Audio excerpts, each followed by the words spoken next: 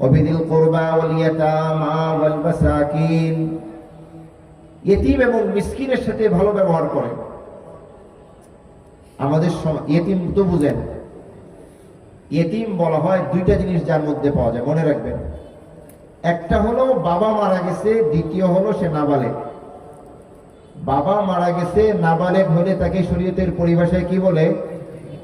বালেগ হয়ে গেলে বলেন কথা। হাদিস শরীফের মধ্যে আছে লা ইউতমা বাদাল ইহতিলাম, কেউ বালেগ হয়ে গেলে সে আর ইতিম থাকে না। আমাদের তো, আমার বয়স কথার কথা 50, আমার বাবা মারা গেলে আমরা কি কই যে ভাই ইতিম হয়ে গেলাম, তুমি বুড়া হয়ে গেছো, তুমি কেমনে ইতিম হলে? ইতিম তো হবে নাবালেগ। তো ইতিম হওয়ার জন্য কয় শর্ত? বাবা মারা যেতে হবে, 2 নাম্বার হচ্ছে নাবালেগ হতে হবে। মা মারা গেলেও ইতিম হয় না, বালেগ হইলেও কি হয় না? ইতিম হয় না। রাসূল করিম সাল্লাল্লাহু আলাইহি ওয়াসাল্লাম বলেন আনা ওয়া কাফিলুল ইয়াতীমি হাকাযা, ইতিমের দায়িত্বশীল আর আমি কিয়ামতের দিন পাশাপাশি থাকবো। সুবহানাল্লাহ। আমরা ইতিমকে অসহায় মনে করে তার মাল খেয়ে ফেলার চেষ্টা করি, ঠিক না? আমাদের সমাজে অনেক মানুষ আছে ইতিম, অসহায়, তাদের মাল, তাদের জমিন ভোগ করে ফেলে, দখল করে ফেলে।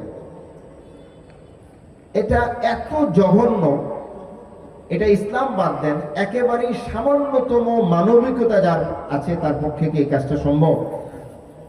সে ইতিম হয়েছে, বাবা নাই, তার জীবনটাই তো কষ্টের হয়ে গেছে। ঘরের গার্জিয়ান না থাকা, অভিভাবক না থাকা ওই ঘরের জন্য বিরাট কষ্টের। আমার উচিত ছিল তার পাশে দাঁড়ানো, আমার উচিত ছিল তাকে মহব্বত করে বুকে টেনে নেওয়া। আমি তাকে তো টানলামই না, আমি তার সাথে কি করলাম? অমানবিক আচরণ করলাম। আজকে একটি হাদিস পড়েছি, রাসূল বলেন as-সা'i 'আলাল আরমালাতি ওয়াল ইয়াতামা ওয়াল মাসাকিন। রাসূল বলেন আরমালা মানে বিধবা, যার স্বামী মারা গেছে।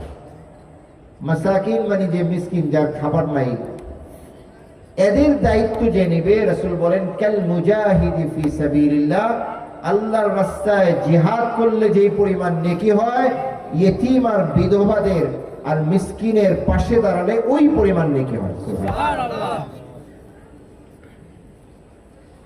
রাসূল আরেক শব্দ বলেন অথবা কাল কাইমি লা ইফতুর ওয়া কাস-সাইমি লা ইফতির, অথবা সেই ব্যক্তি এমন যে সারা রাত অক্লান্তভাবে নামাজ পড়ে এবং সারা দিন রোজা রাখে। সারা দিন বলতে প্রতিদিন রোজা রাখে, রোজা ভাঙে না।